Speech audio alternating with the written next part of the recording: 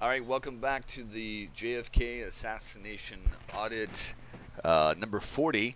It's now 12 January, and like I said, we're going to just keep cranking these puppies out and keep going. And I'm actually going to go back to the timeline and do that in the beginning now because I've got down further enough that I can not worry about missing anything.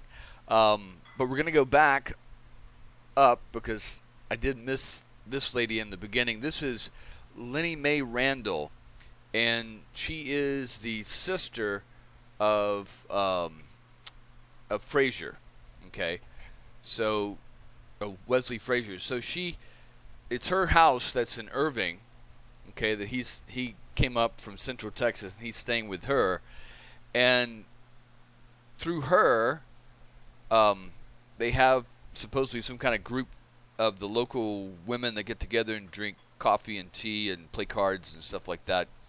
And it was through her that Mrs. Payne found out about Wesley Frazier working at the school book depository, and then Mrs. Payne got the idea that, oh, well, maybe, if Wesley Frazier got some work there, temporary work, maybe Oswald can get some work there.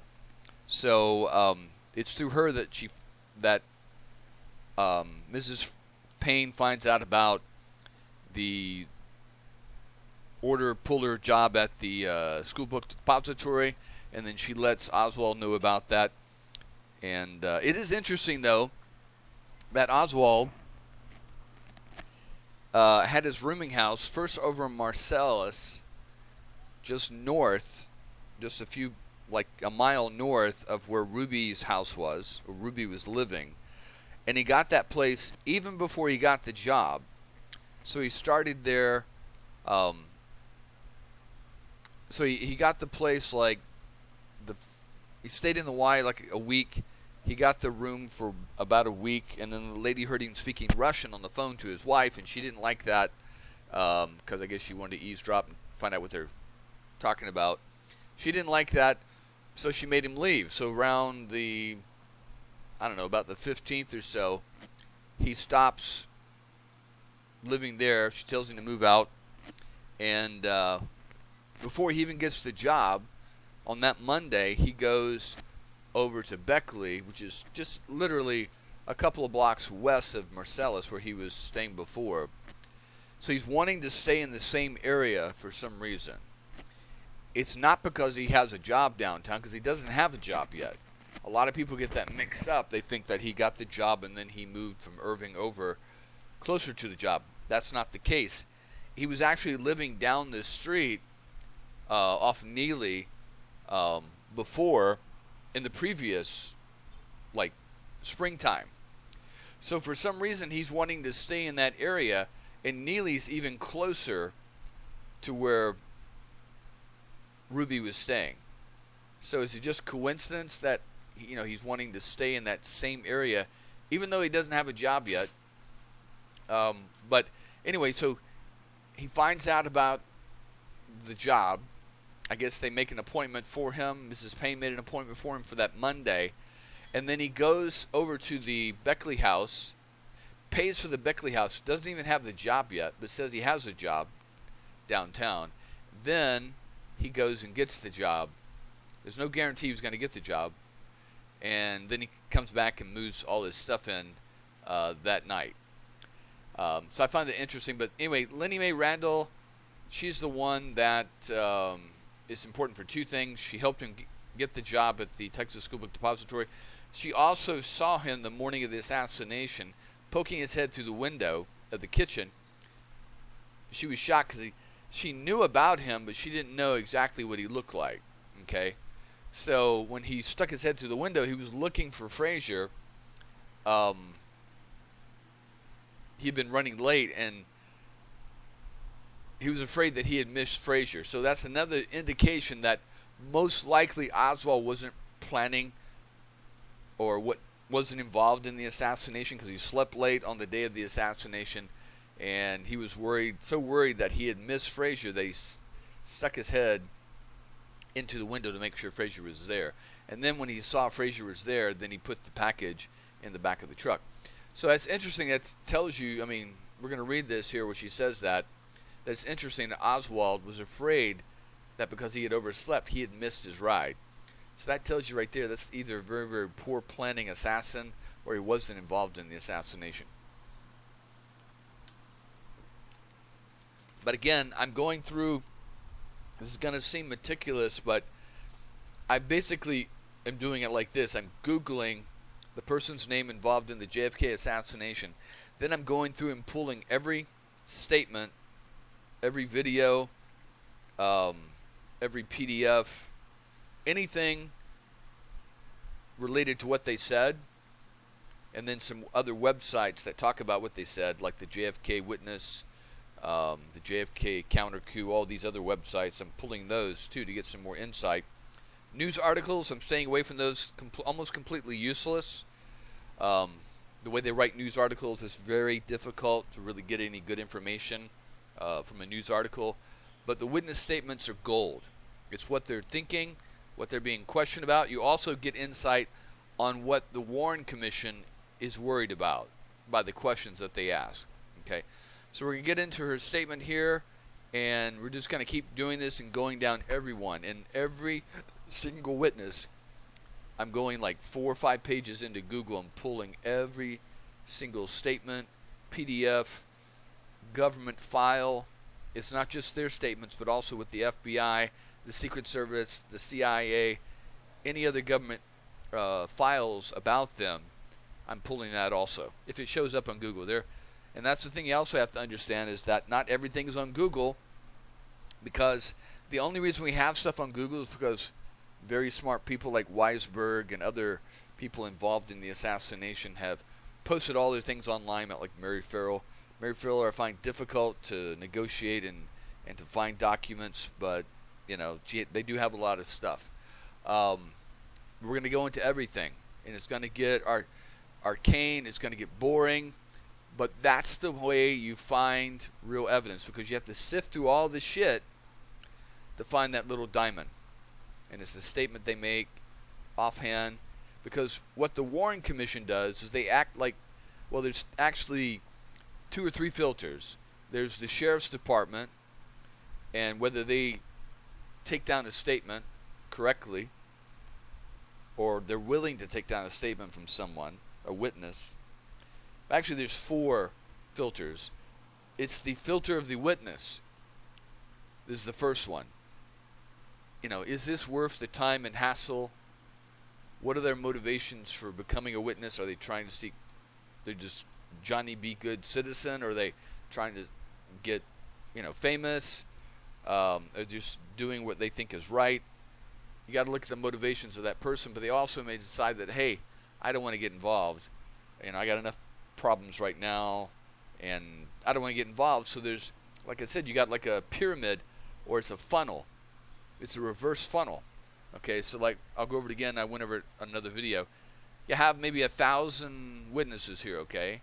Out of that 1,000, maybe 800 are going to come forward and talk to the sheriff. Out of the 800, maybe the sheriff's going to take down the statements of 700 of those.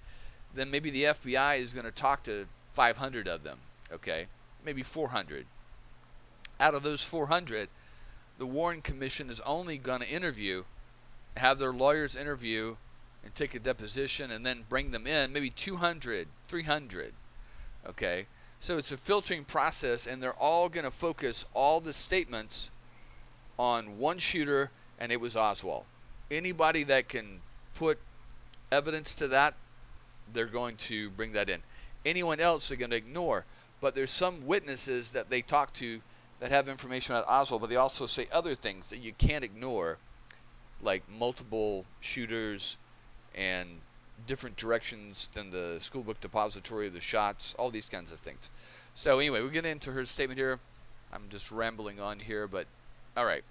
So this one was given actually the day, Saturday, of the after the shooting. It says Lindy Mae Randall. This gives her address on Irving.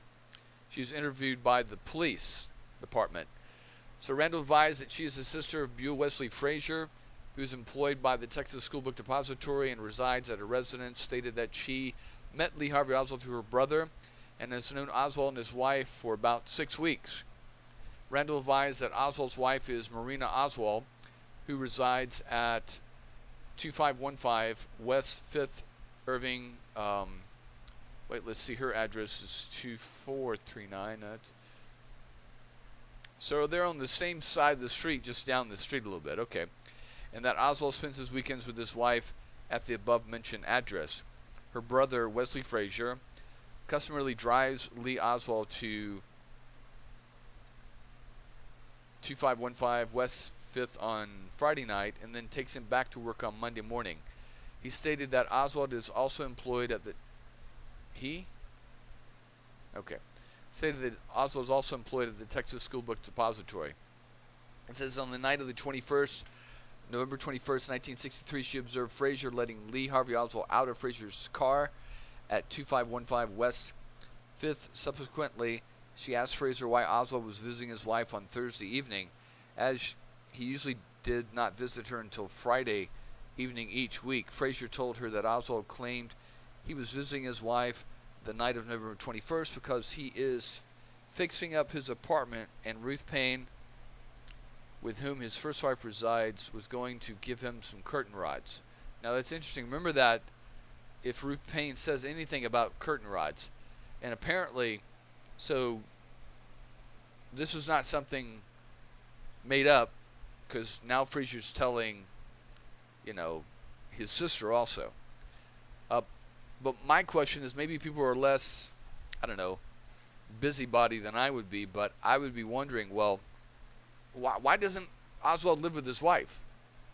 Why don't they have their own apartment? Are they going through marital problems? And she's from Russia? How did he meet her if she's from Russia? Did he live in Russia? How did he get to Russia? What was he doing in Russia? These are the kind of questions that I would be asking. And then, when you're over there with that card game with Mrs. Payne, you'd be poking her and asking her these kind of questions. That's just me, but maybe people weren't like that back then. Let's see, it says, Randall stated at about 7:15 a.m., November 22nd, 1963, she looked out the window of her residence and observed Lee Harvey Oswald walking up her driveway and saw him put a brown paper package approximately 3 feet by 6 inches in the back seat of Wesley Frazier's 1954 black Chevrolet four-door automobile. So it's not a truck. Interesting.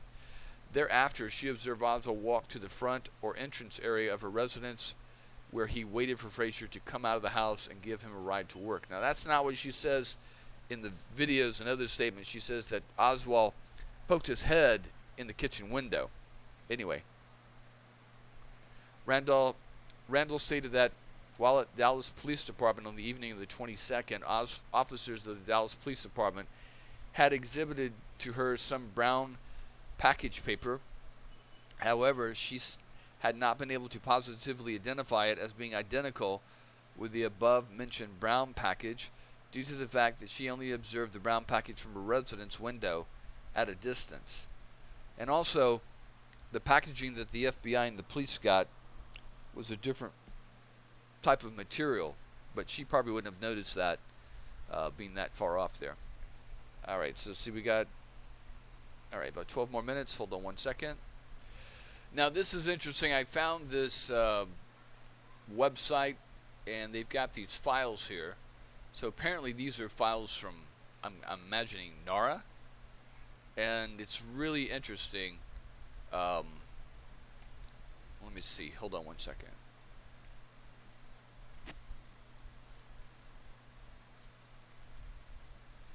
Or maybe these are old FBI files. I'm not sure exactly what this is.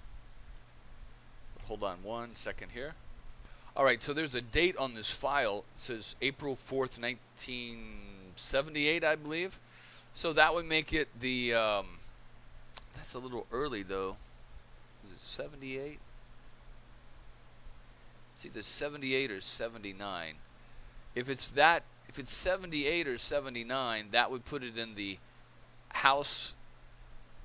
Yeah, see, it looks like about a 78, but the House Select Committee didn't actually start, I don't believe, until September, October of 78. Interesting. Yeah, this looks like it's from the National Archives. It talks about the file from 1963 to 64. 4. Yeah, so this is a National Archives one here, file. Hold on one second. Anyway, so that's the way things go. You have to go over everything to find out you have nothing, but you don't know until you've gone through it. So some of these other files on this website, JFK Witness, actually include paper. For some reason, this doesn't have any statements or anything, so we'll keep going on.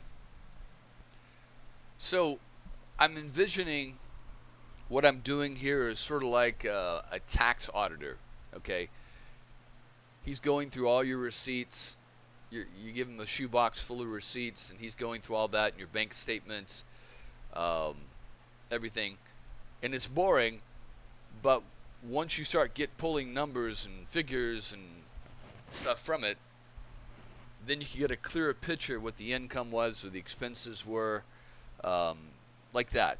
So it's sort of like you give all this information at the end of the year to your business tax guy, and he's trying to put together some kind of statement, to file your taxes. I'm not saying I'm an accountant, but this is what I'm attempting to do, is to go through everything that I can find. And some of it's going to be big nothing burgers. There's going to be nothing there. But like I said, you got to sift through all this stuff and to find some good little diamonds here, okay? So that's what we're doing. We're looking for diamonds. I'm mainly looking at statements, witness statements, documents, government documents, but also, I don't like to do this, but I'm looking at some of these forums here, because sometimes in the forum, they'll list, a link for a document, which I already have this one, I believe. Let me see. 97A. Hold on a second. I don't have that one, but I think that is just a copy of another statement that I already have. We'll pull it and take a look at it. Let me see. Anything else? Yeah, there's 97A. I don't like to engage in these forums because it's just tedious to try to type out all this and make it make sense. I'm more of a free-willing discussion kind of person. None of what I do is scripted. Now, my timeline I put in order, but everything I say and observe about it is right off the cuff. I don't like to have to type up stuff. So maybe that's the garage. Maybe that's the carport. This is the window. Okay, yeah, they're saying that she could have never seen. Yeah, she's saying that she could have never seen Oswald put the package in. That's what they're saying there. That makes sense. That's a good statement. But maybe the car was here and maybe the kitchen was over here. I don't know. I wasn't there. Okay, there's 95B. Let's take a look at that one. FBI 715. 715. McAdams is pretty good.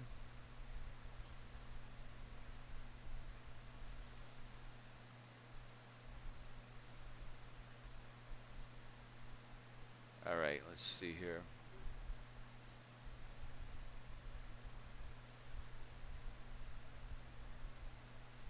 Why are they listing a Navy dock? Huh, okay.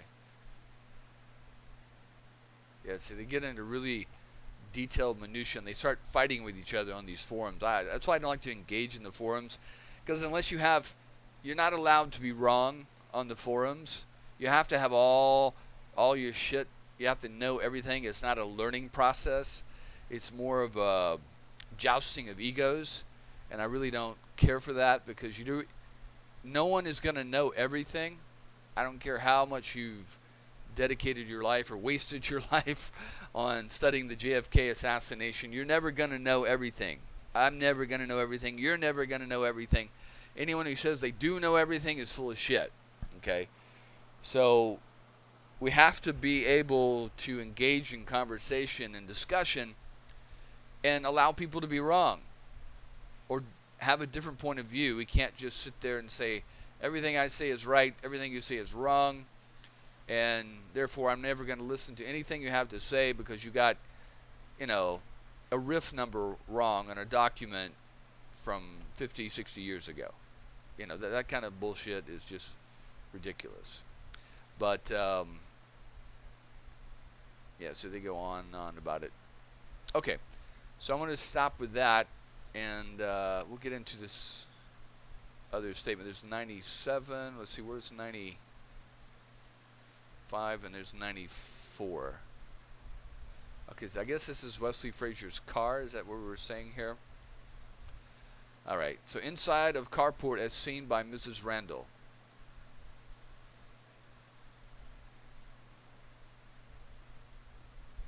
Let's see. West side of house showing carport and location of Frazier's car on morning of November 22nd.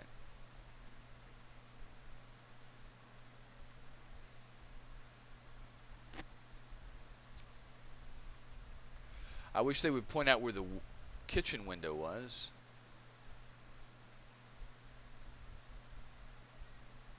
See, that car is inside here. There's Wesley Frazier's car. Maybe the commission got it wrong. Maybe Wesley Frazier's car was on the street. We're going to find out. Because I don't know where Wesley Frazier's car is. I don't know where the kitchen window is. Maybe this is the kitchen window. And if this is the kitchen window and Wesley Frazier's car is here or here, she could see these things. But I don't know. Like I said, it's a learning process. I'm learning. You're learning as I learn. Anyone who says they know everything and that, anyone who's wrong can never have any kind of legitimate discussion inside the JFK assassination, that's just egotistical bullshit. Because we're all learning, this is what you do. Even policemen are doing that. They start off with the initial evidence they get with a premise. Especially if it's like a woman that's killed. It's usually always the boyfriend or ex-husband or husband or something like that. So they start off with that premise, and they're looking for evidence for that because they already know from 99 murders out of 102 that it was always the boyfriend, it was always the ex-husband that killed the wife or something, or a girlfriend or something. So they got that in the back of their head. So that's what they're out there looking for, and then they're looking for evidence for that. Later on, they may find out that the husband had an alibi, and whatever, and then they'll look for other evidence to go to other leads. And that's not saying that because you had this statistical premise in the beginning that now you can't participate and you were wrong and now you can't participate in the investigation. Is total bullshit. I think we have to allow people to be wrong and educate them on why you believe they're wrong, but to sit there and just dismiss people because they don't have all the answers all at once, 24 hours a day, 7 days a week, every episode is just bullshit. We can all learn from each other. I've learned a lot of stuff by reading other people's material, looking at their videos. I listen to these JFK videos all day long. Okay, when I'm working, I can sit here and listen to stuff in between phone calls. So it's really good. And I've heard some outlandish, crazy stuff. Okay, stuff that just automatically I say, "Whoa, what the hell? Why would someone say that?" And then I look and I see, okay, this is a video from like 1981. So they didn't have quite as much information as we have nowadays. They don't have the documents that we have nowadays. So, but it's a learning process. That's my whole emphasis for this lecture, is that it's a learning process. I'm learning, everyone's learning, and don't be discounting, don't be hating on people that, don't have all their shit all at once. Anyway, let's see here. Okay, here we go. So it says here, okay, there's the Randall home. There's the living room, the bedroom, the bath, the kitchen, dining area. I guess this is a window. This is where she's at. So she would have seen Oswald here. Well, there's nothing saying that she couldn't have seen Oswald coming up the sidewalk with a package, and then he goes behind the wall here and puts a package in the car. Nothing saying that. But I'm confused though because I thought Wesley Frazier said it was a truck instead of a car. But we'll iron that out eventually. All right, so we're going to stop here. We're going to pick this up later. And matter of fact, I want to save this. Hold on one second. That's a good little thing to hold on to here. And see, that's something I never would have found just by looking up the name. I only found that in the forum. Again, I would never have found that unless I had gone into the forum. So that's one good thing it's about. I just don't like to read all the other stuff because, you know, it just gets way too detailed in the minutia. But yeah, let's see. There's the photos. That's good. That's good stuff to keep. You know. All right. Hold on one second. All right, so we'll pick up Lynn Randall and her statements later, the next video. And like I said, I'm going to be doing like, what is it, 25 minutes of statements in the timeline, 25 minutes of George de Mohrenschildt, and 25 minutes of this Chris Fulton, so I get through all of them. And eventually I'll get back to just doing just the timeline there. Okay, so George de Mohrenschildt, and we'll get into his little recording here with Willem Altmans. We laughed and made fun of the people or officials listening in. We used insulting language or made outrageous statements. Some peculiar reports must have been written by the people who had bugged our telephone. Now I want to say a few words explaining why we didn't contact Marina in regard to this picture. As clearly seen from this story, we and my wife especially tried very hard to help her with her health, with the baby, and to get her out of a tragic conflict with her husband. We did not get a word of thanks from her, but frankly we did not expect any, nor did we care. We helped her when she was poor and desperate. That was enough for us. After Lee's death, she proved herself to be quite an operator. She even made believe she was religious to get simple, good God-fearing American people to send their contributions. And as everybody knows, the total of those contributions or donations was quite substantial and tax-free. By the way, we heard from the reporters that if some donations arrived with a Bible, she threw the Bible furiously on the floor and grabbed the money. Wow. We certainly did not treat her too nicely in our testimonies, but we were utterly truthful, and she should have recognized it if she took the trouble of reading our depositions, but probably she felt offended at our truthful evaluation of herself. Anyway, she is settled now, had another baby by Lee and a new one by her present husband, and she does not need our help. Another reason why we did not contact Marina is the following. Her attitude towards Mrs. Ruth Paine is certainly indicative of the type of person she is. Ruth is a perfectly charming, charitable Quaker who, like ourselves, got involved in Oswald's affairs, actually much more than we did. Marina lived with her, took advantage of her innumerable charitable and friendly actions, hospitality, food, help to children and to herself, transportation to New Orleans and back, as well as many other good gestures. Yet Mrs. Paine had her own family and her husband to take. The thing that I don't quite understand is that de Mohrenschildt is talking like he was there and observed these facts, when the truth is that, you know, he was gone. He was in Haiti. I think maybe Marina lived with Mrs. Paine a week or two while Oswald was finding a place in New Orleans. But the rest of the time, you know, when Marina came back with Mrs. Paine at the end of September to November, that's only like 2 months, that he wouldn't have been a first-hand observer of this. So he's just reading of this, or I don't know how you can come to this opinion about Marina. I mean, it does seem like he's got it down, that he knows how Marina is, which I believe it's pretty close. But it's not like he observed these things, okay?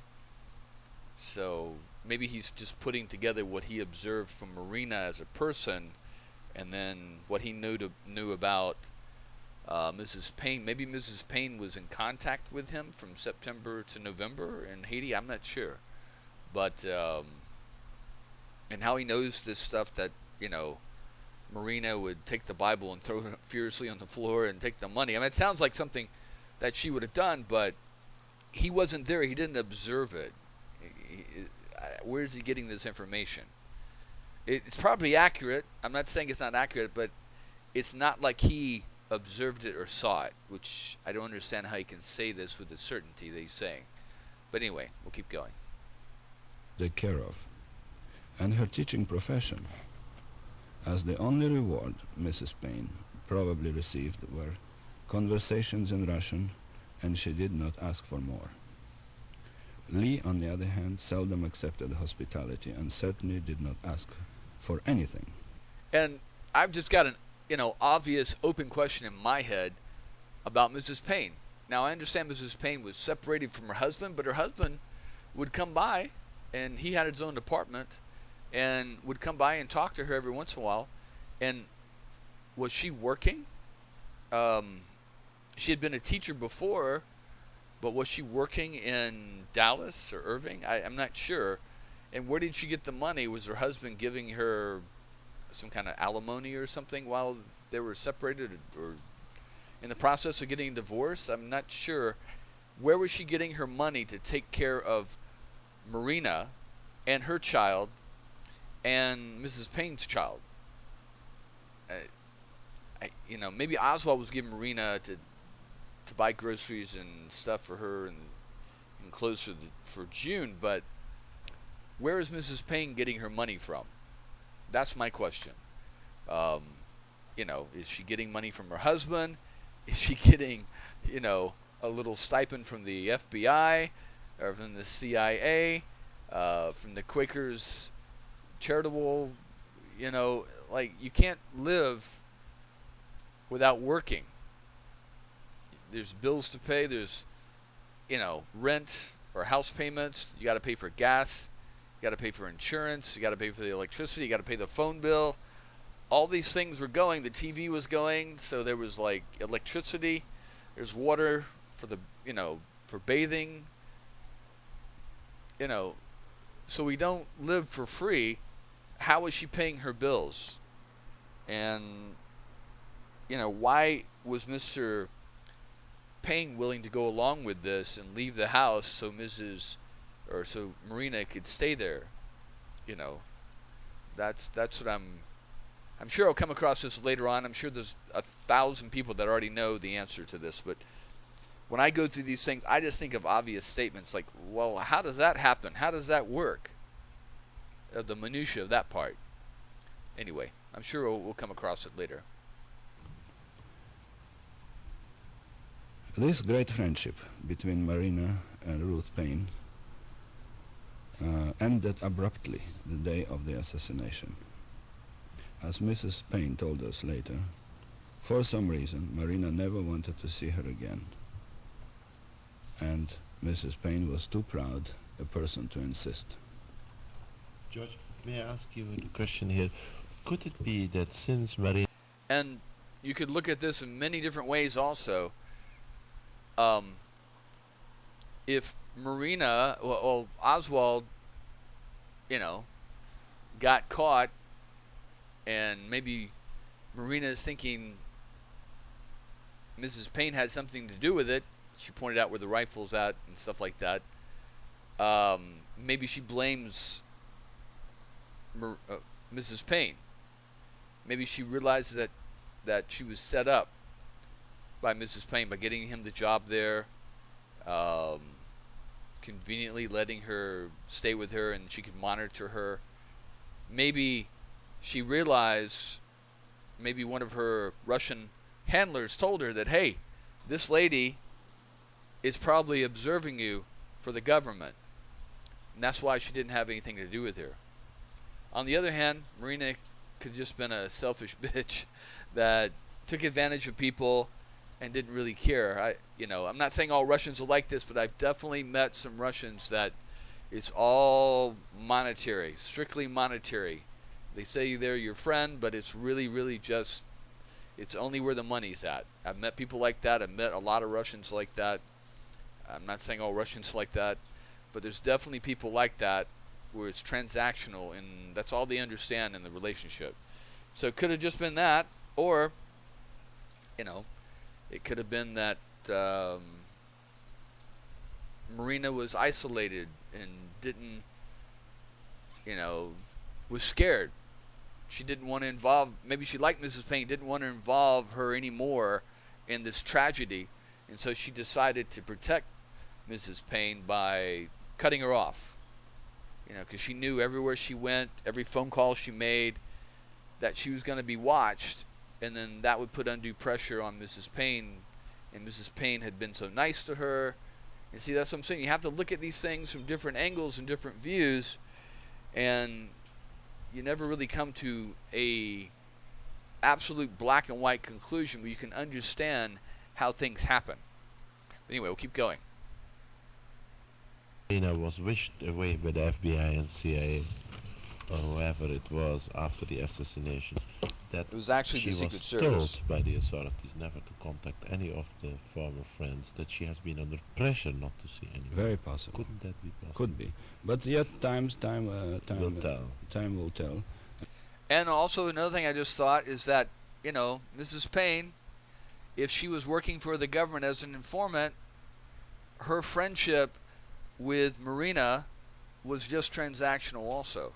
Was just, that was her assignment. Once Oswald had been killed, her assignment was over.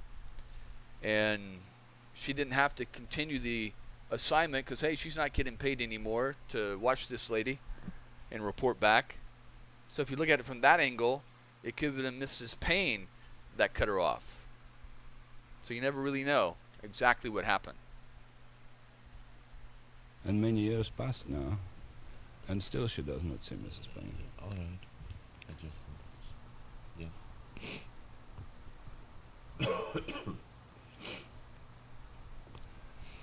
I think, therefore, that the short sketches of our acquaintanceship with Marina proved that peculiar aspect of her personality. Yet we never disliked her. There was nothing to dislike, no substance.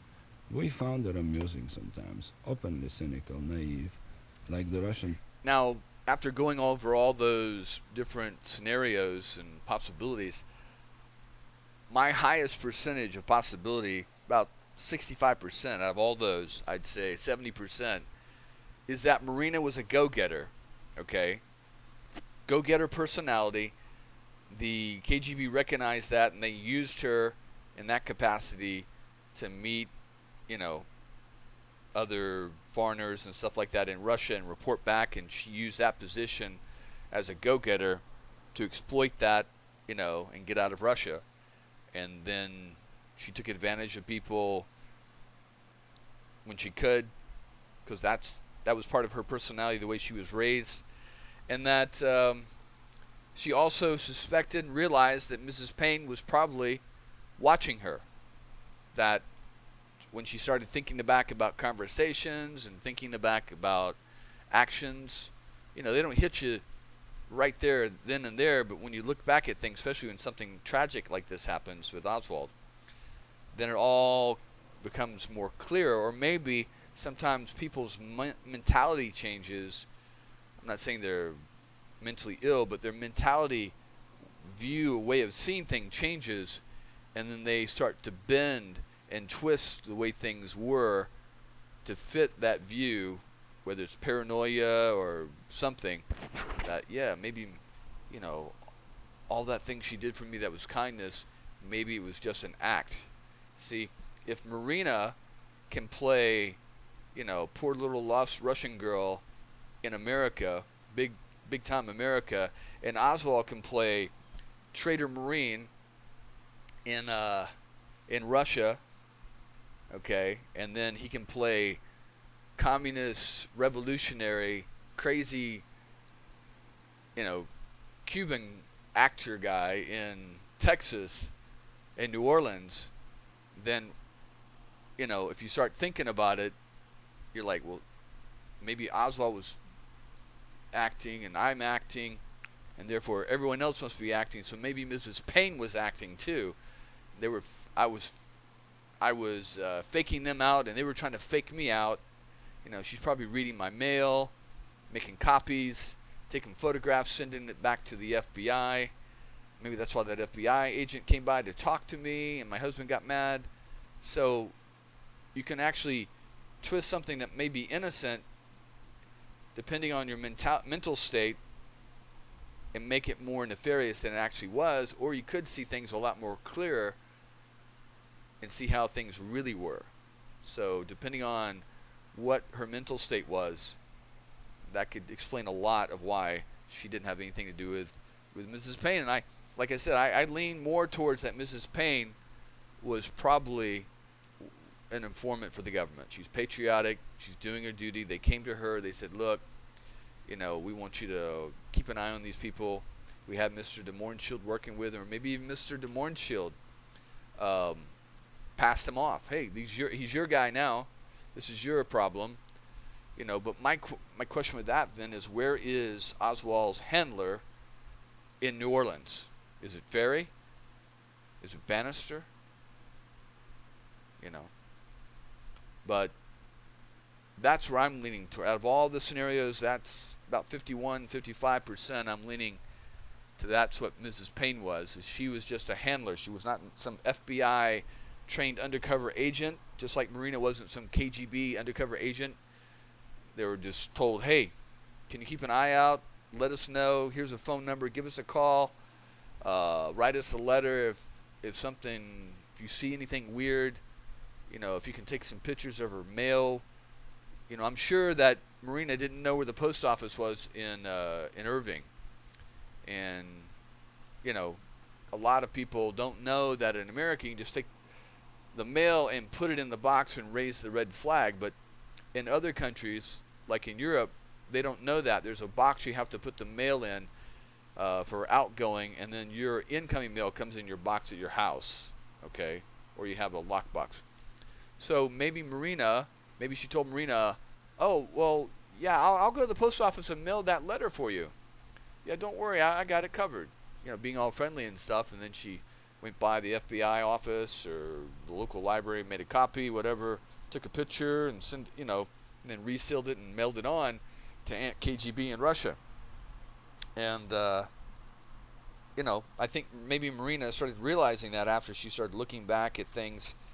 She's sitting in that hotel room over at Six Flags with that Secret Service agent. She's going, God almighty, that bitch, she was running me the whole time. Here I thought I was running them and running Oswald and running the Mohrenschildts and running Payne, and had them snowed that I'm just poor, abused Russian wife that doesn't speak the language, doesn't know anything, and here I am reporting back, doing my duty, and then they're fucking watching me. They're running me. They're playing me. Again, when the show's over and the curtain comes down, nobody sticks around and pokes their nose under the curtain anymore, okay? Peasants are, with a great deal of shrewdness underneath. My wife used to call her that rascal Marina. This fitted her perfectly. Coming back now to the picture of Lee Harvey Oswald that we received. One moment. This is a good moment to end tape number 8. The exclusive rights of this tape, of course, like all the others, are to Mr. and Mrs. de Mohrenschildt. Thank you, Mr. Walls. We'll wait for the next tape.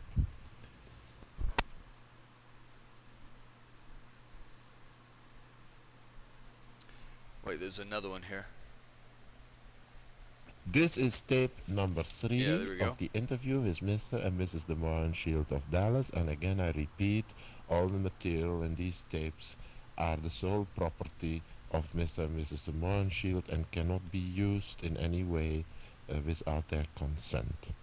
All right, George. You left off in the United States was your last word from the second tape. We were talking about why Marina married Lee. Oh yes, the scene is in Minsk. Why Marina Whatever these reasons were, it was fortunate for her that the United States government was lenient enough to have accepted back a man with a Russian wife after his ugly behavior at the embassy in Moscow. Maybe because of this, Lee wanted to pay back the loan. So again, that's another topic. If you think about it, if somebody committed treason, okay, well, we'll do it like this. If, hold on one second. All right, now this is a little extreme. It's not exactly the same, but, for 1960s, it would have been the same. So if Edward Snowden, okay, went to Russia, okay, gave up his U.S. citizenship, gave the Russians everything he knew about computer security and intelligence inside the U.S. government and how it all worked. He spilled the beans.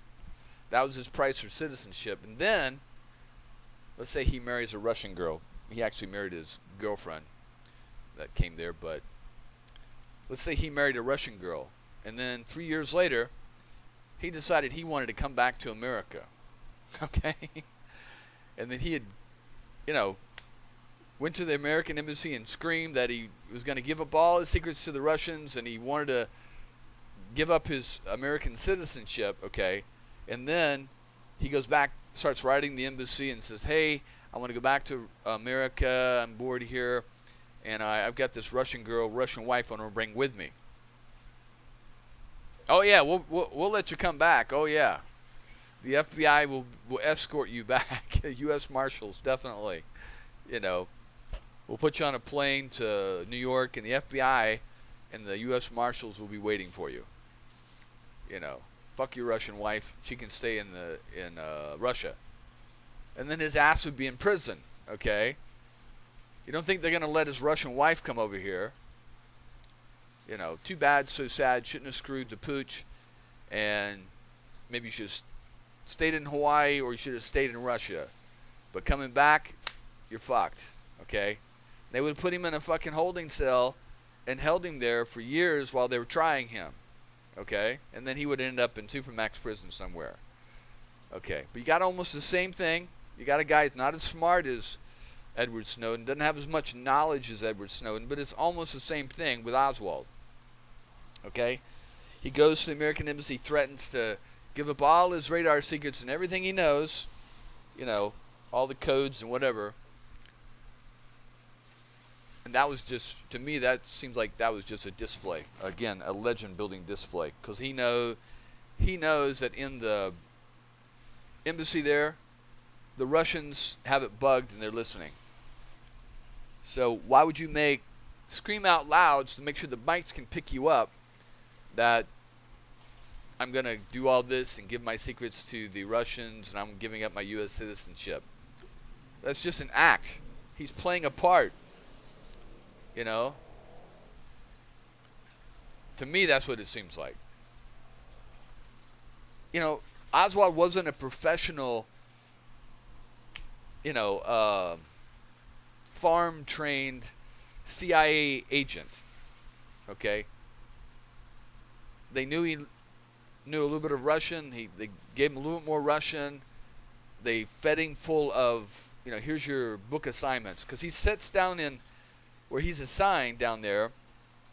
They bring him back from Japan, and he sits down there at Marine Base El Toro, which hardly anyone ever saw him. Okay, so he was sitting somewhere reading manual or book after book after book of debriefing or briefing papers, whatever they wanted him to remember in his head, true or untrue, or slighted or whatever. Here, Oswald, here's an assignment, and read this today, and don't forget to go to lunch and stuff like that, things like that. And that's his assignment. If you do this assignment, we're going to help out your mom. We're going to give you some a little bonus here and things like that when you get back. And just go over there, enjoy yourself, just like you did in Japan when you're working undercover there. We're going to do the same thing in Russia.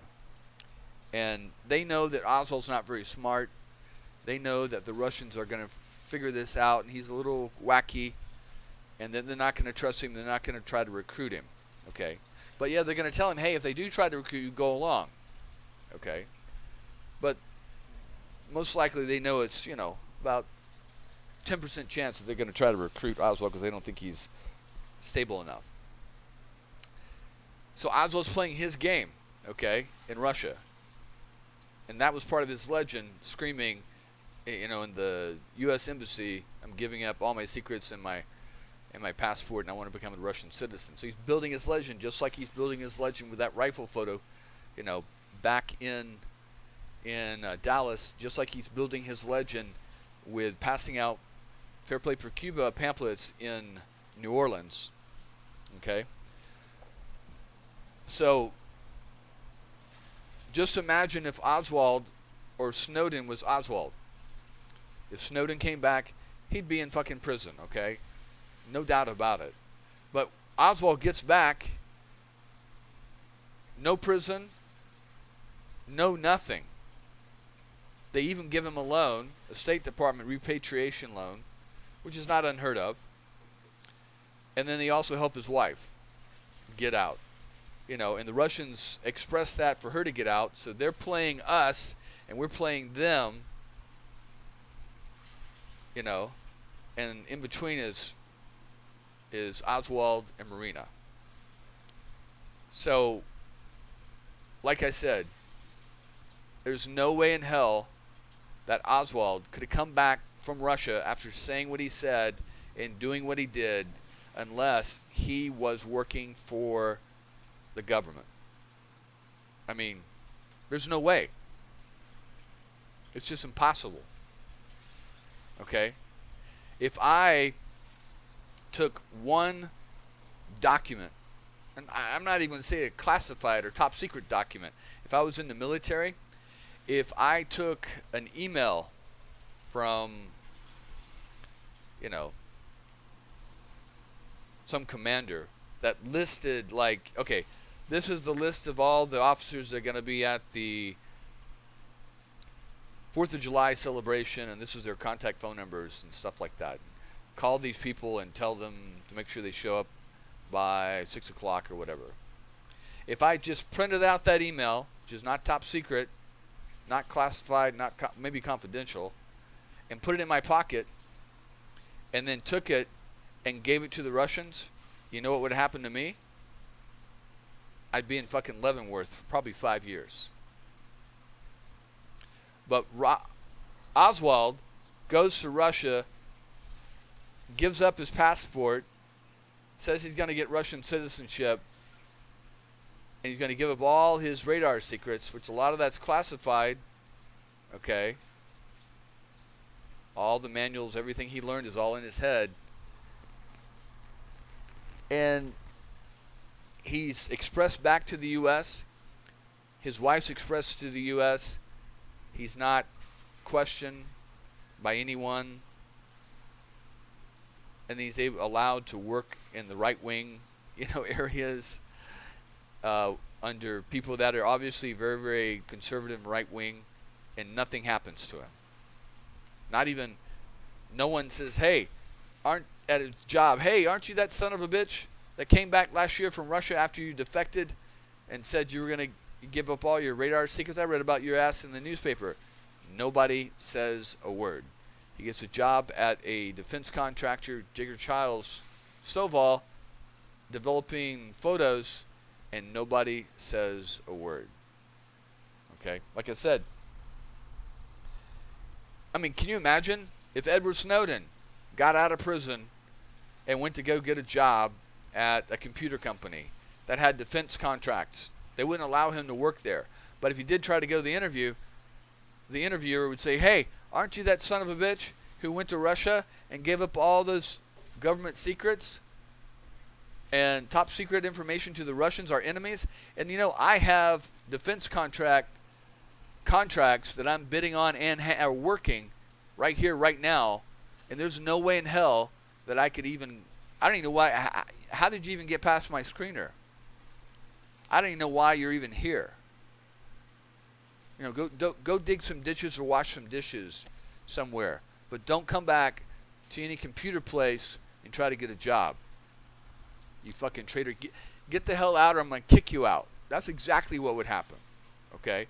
Same thing I talked about with Taliban Tim or Tom or whatever his name was. It didn't matter how long he was in prison. Oh, what'd you do in your last job? Well, it was my first job.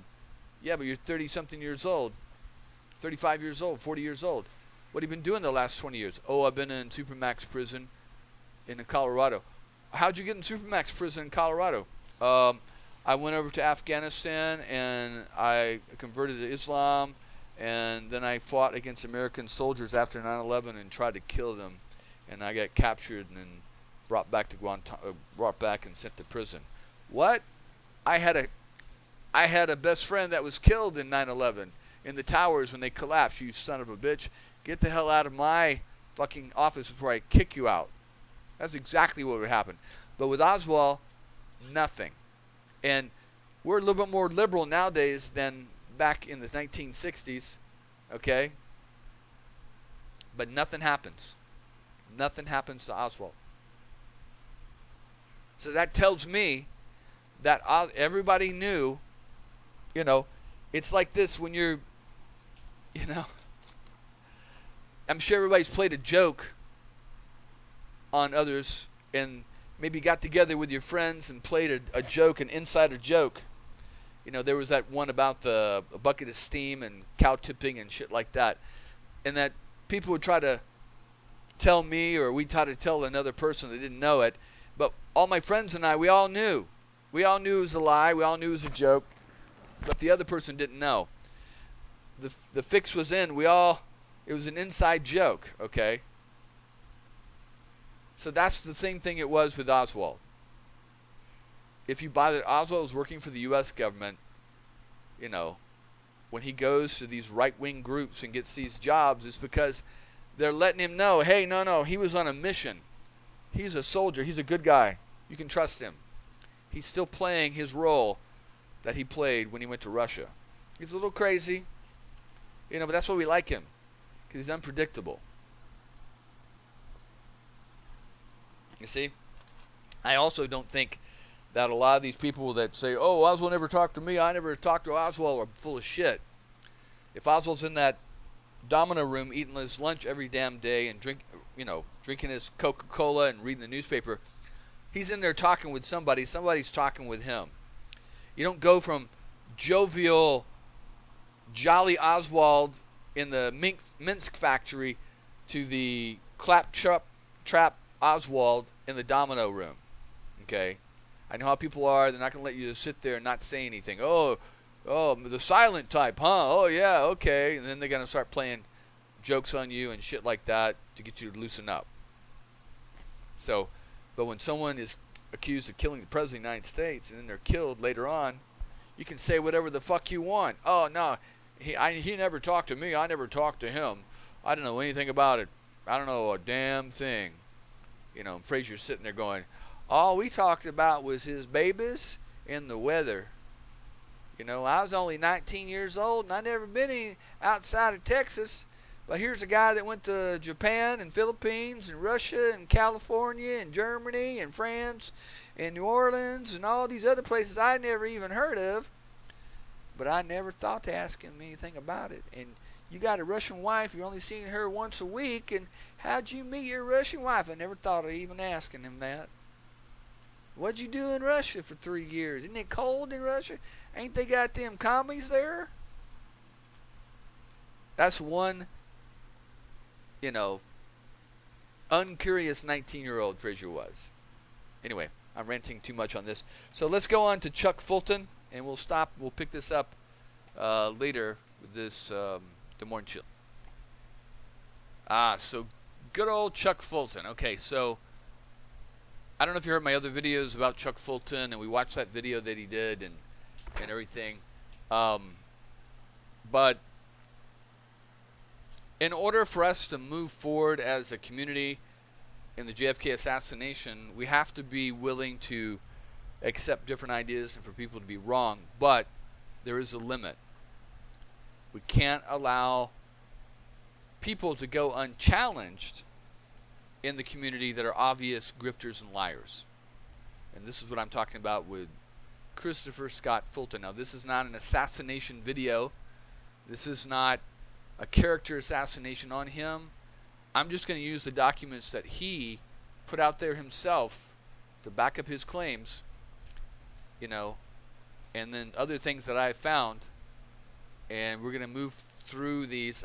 Like I said, the best way to find out the truth is to just do your research, put together a timeline, and find out what was going on. So basically, Chris Fulton said he got a hold of this Cartier watch that was on JFK's wrist when he died.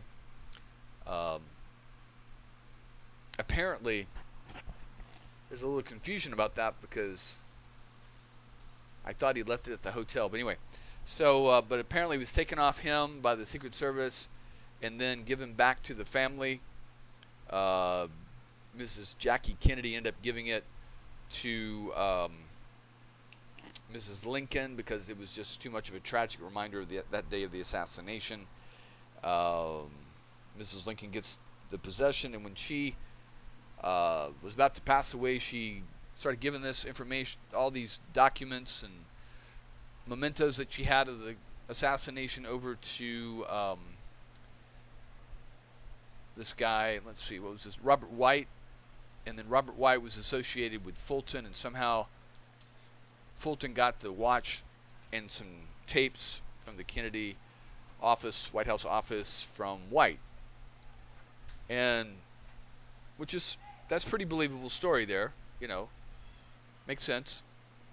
But then there's this other story that he gets into that, Fulton says that he was, even though he was working in Canada in construction, in concrete construction, somehow he hooked up with the Clinton administration, was sent to Moscow to get information that supposedly the Russians had about the assassination, which doesn't make any sense. And then he came back and was thrown in jail by the same Clinton administration Department of Justice that sent him on this secret mission to Russia, Moscow. Again, doesn't make much sense now, does it? But anyway, so we're going to go into this, and I put this out in a timeline that just makes a lot of sense. So here's Evan Lincoln. This is the assassination.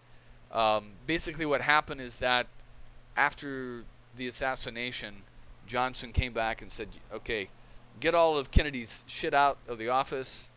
I'm going to move all my stuff in here tomorrow. I want all this stuff out of here by tomorrow. And so she just went around and started grabbing things, okay? And she had to, Johnson wanted his own secretary, didn't want Mrs. Lincoln there, so she had to move her stuff out too. So she's got her car, and she's just pulling stuff out of the White House and throwing it in there. And that's what she did. And then later on, she got the watch and a other few items from Mrs. Kennedy.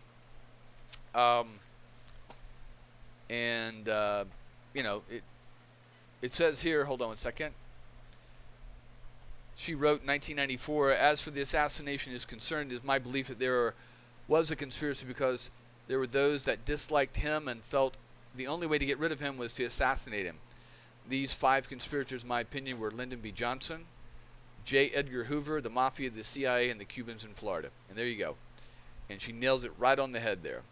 Now, again, like I said, I don't think Lyndon Johnson planned the assassination. I think he just assigned it out to someone to get it done. And don't tell me about the details, because I want deniability and all this kind of crap. And it says here, in 1968, she wrote a book, Kennedy and Johnson, which she wrote that President Kennedy had told her that Lyndon B. Johnson would be replaced as Vice President of the United States. Lincoln wrote of that November 19, 1963 conversation just before the assassination of President Kennedy. So Johnson knew they were going to replace him, and they had to get rid of Kennedy so he could take over from Vice President to be President.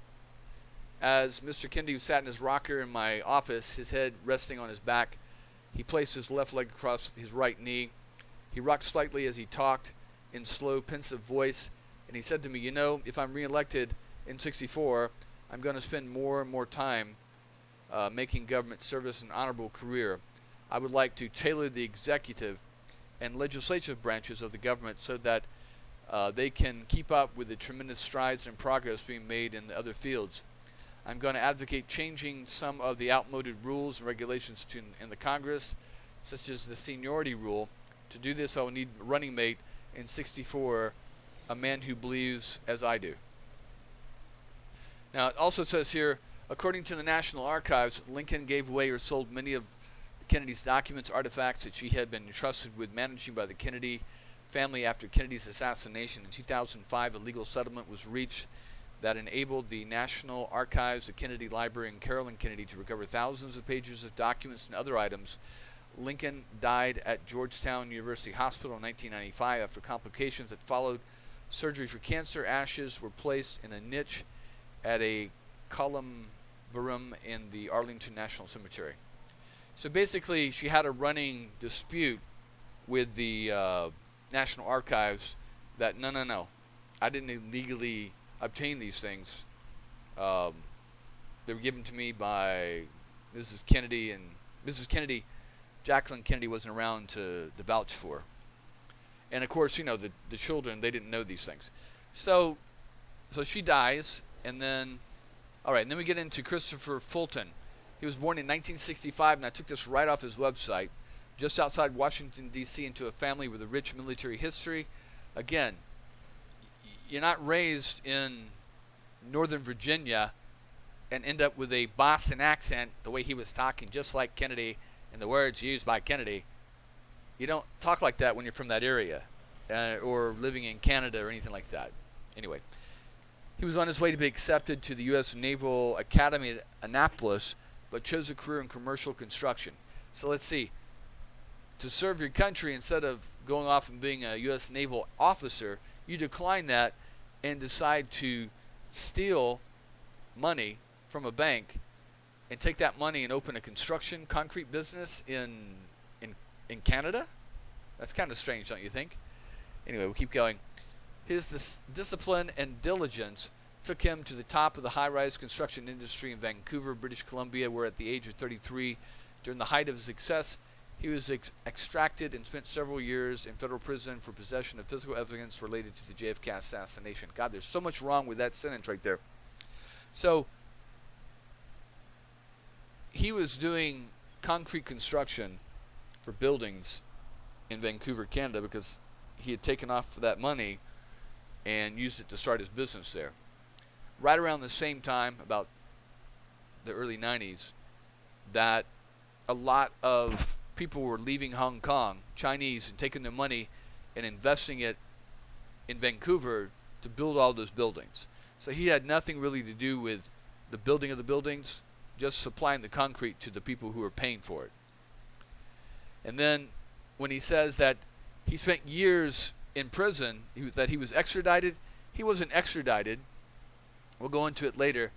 That actually he was slipped over into Canada and was caught at the border and then arrested there and held in prison until he was extradited back to the scene of the crime in Maryland, where he had committed the bank fraud and didn't pay taxes on the money he got for the Cartier watch. And let's see, in federal prison, and let's see, well, you know, when you don't pay taxes, you go to federal prison. It has nothing to do with evidence related to the JFK assassination. And let's see, his wife, Michelle Fulton, helped him write a memoir of the experience called The Inheritance, Poisoned Fruit of the JFK Assassination. And it wasn't an inheritance. He didn't inherit anything. He bought the watch from Mr. White. The Fultons reside in California with the 2 children and a rescue dogs. Okay, in 1991, Christopher Fulton obtains false identity of John Dallas Holden fraudulently and obtains a Social Security card. Okay, so what he did is, because he wasn't making it, he wasn't doing very well, so, you know, he's like, what are you, in 1991? So at 26, he figured out that you can create a false identity, okay, get a false Social Security card, and then apply for bank loans, and then abscond with the money, and then pretend like it was never you. Because, oh, no, my name's Christopher Fulton, not John Dallas Holden. I don't know who that is. Okay. When he talked about it in the video, he said that he wrote down his income was incorrect, and that's why he was arrested. No, you don't get arrested for all that and sent to federal prison for writing down your income accidentally incorrectly. You might get fined, but the reason he went to prison, okay, the main reason was not paying taxes on the money you got from the stolen money from the bank, and also from the $600,000 he gets from selling the watch. Okay, and let's see. Yeah, and then also with the Social Security card, he went at 26 to the Social Security Administration and said, "Hey, I need a Social Security card, and I never received a Social Security card when I was younger. Even though I'm 26, I never worked or anything like that." And some reason it slipped through the cracks, and they issued him a Social Security card. Nowadays that would never happen, because they would know that at 26, it's most unlikely that you're never worked and never had a Social Security number. Anyway, it says 6 February 1993, the letter from Robert White to Evelyn Lincoln. So let me pull that up. Hold on one second. So he's got this website, okay, where he keeps all these documents, and it's on the back here, and let me try to find these. He's got them kind of mixed up, and some of the documents, the dates have been changed, okay? So we're going to go through that and try to find that letter here. Hold on one second. Let me go through some of these pictures on his website, and we'll see here. So, of course, this is Evelyn Lincoln. This is the flame at Arlington Cemetery for JFK, and he's trying to, insert himself into the thing here. This is him when he's a child, like 2 years old, at Arlington Cemetery, and I think that's his grandmother, maybe that's his dad, and let's see, that's his grandmother, there's his mom, that's him. They're at the White House. He's saying that he got a private meeting with President Johnson, the person who was responsible for killing Kennedy. Here's his mom. Apparently his mom was a flight attendant and had a personal relationship with Robert Kennedy, supposedly. She did the flights from Washington to New York, supposedly. This is one of his sites here that he did in Vancouver. He's the concrete guy. Let me see what this is here.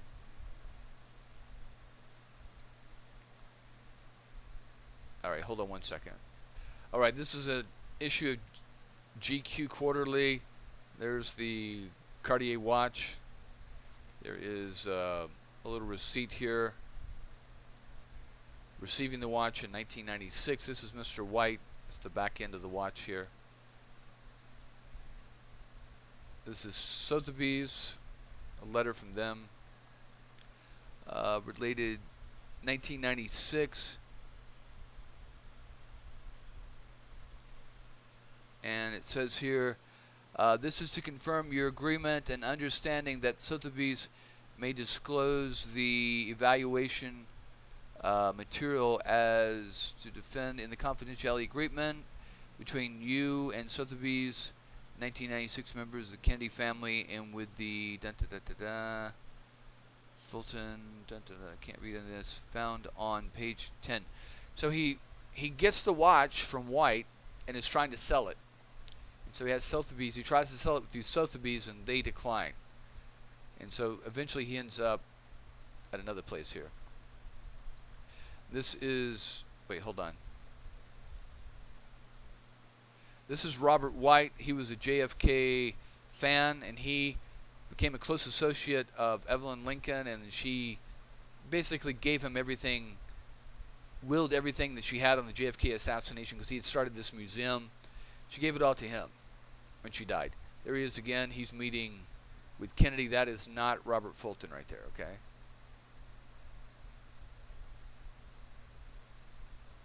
All right, hold on one second. All right, so my time's up. I'm going to pick this up tomorrow, and we'll keep going into these documents, and I'm going to show you, how it's really clear what he did, okay? And we'll go over all that, and he actually burns. He tries to use the documents to justify what he did, and it's really clear what he did. That he got the watch from Fulton or from White, whether he bought it or was given it. I'm not sure. He doesn't say that, and that's another thing. It's very, very clear. He's very ambiguous in how he got the watch. And then he tries to basically blackmail the John Kennedy Jr. Hey, I've got your watch. You want to buy it for me? It's going to cost you $1 million, $900,000. They balk at that. They say, hell no. And he goes, okay, fine. We're going to sell it at auction. And they put it up for auction, and it sells for like $600,000. And JFK actually bought it. And then Fulton makes the mistake of bragging to a couple of people that, hey, I got $600,000. And that person notifies the IRS because, when you make money like that, you've got to pay taxes on it. And it was obvious that Fulton wasn't going to do that. And so they notified the IRS and the FBI because he was in Vancouver, Canada. And they started, when they're looking at a criminal, they look in the back and see other charges too. So they see that he committed bank fraud and wire fraud with Riggs Bank back in 1994, 1995, and never paid back the loan, was never charged or went to trial for that.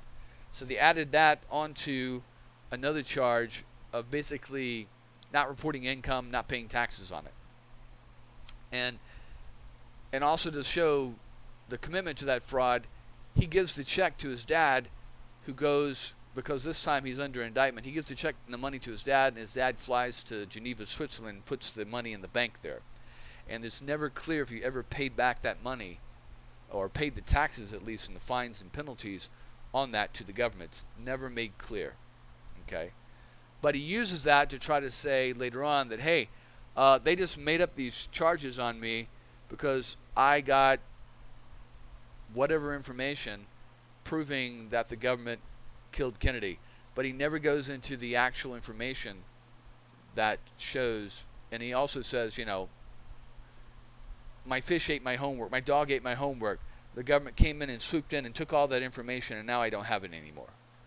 But he didn't ever go into details what exactly that information would be that would prove that, Kennedy was killed by so-and-so, and nothing. There's no information like that. It's just all about his persecution, and it's really just justification for his bank fraud. Okay? So it's really interesting because he managed to take a bank fraud and this sale of this watch and not paying taxes on it, which is a negative, and turn it into a positive. And the reason you got to know these things, we're going to go later, that as soon as he gets out of prison in 2007, within 1 year, he's auctioning another watch, a fake watch, and goes to trial in Canada for like $60,000. He and his mother, who supposedly died when he was in prison, which apparently she's alive. And then, he goes to trial, the civil trial, and it was inconclusive. Okay? So that tells you he's full of shit. Anyway, we'll keep going and keep working on this. But I want to end here. And again, this is not character assassination. This is just laying out the facts. Okay? I'm not saying anything that's not correct. I'm using documents that he put out himself. It's not like I'm making this up or whatever.